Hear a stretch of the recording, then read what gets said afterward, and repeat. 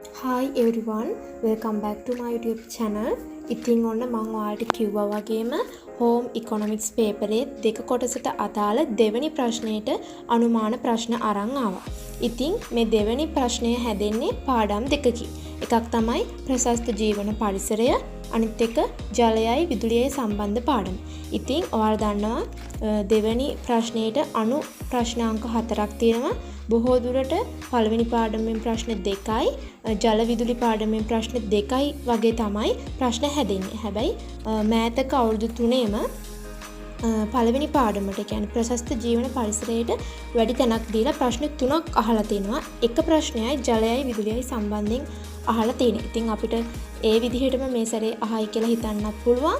එහෙම නැත්නම් මේ සැරේ ජලය විදුලි ප්‍රශ්න වලට වැඩි තැනක් හම්බෙයි කියලා හිතන්නත් පුළුවන්. ඉතින් අපි බලමු ජලය හා විදුලිය පරිභෝජනය කියන පාඩමෙන් මොන වගේ ප්‍රශ්න එන්න පුළුවන්ද කියලා. මේ විදිහට මෙන්න මේ ප්‍රශ්න සම්බන්ධයෙන් ඔයාලට වැඩියෙන් අහයි කියලා මම අනුමාන කරනවා.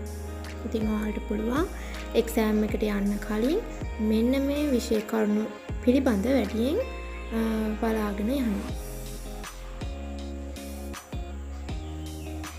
ඊට පස්සේ ප්‍රශස්ත ජීවන පරිසරය කියන පාඩමෙනුත් අහන ප්‍රශ්න ලෙස මම මෙන්න මේ ප්‍රශ්න අනුමාන කරනවා.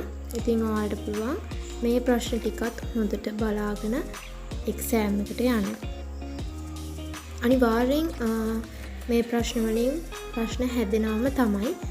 ඉතින් ඔයාලට ඒකක් ගන්න ඕනි නම් අනිවාර්යෙන් මේ කරුණ හොඳට බලාගෙන යන්න. ඉතින් ඔයා තාම මගේ YouTube channel එකට එකතු වෙලා නැත්නම් දැන්ම එකතු වෙන්න. මොකද මම ඉස්සරහට ඊළඟ ප්‍රශ්න වලටත් මේ විදිහටම අනුමාන අරගෙන එනවා. ඉතින් තවත් වීඩියෝ එකකින් හමු වෙමු.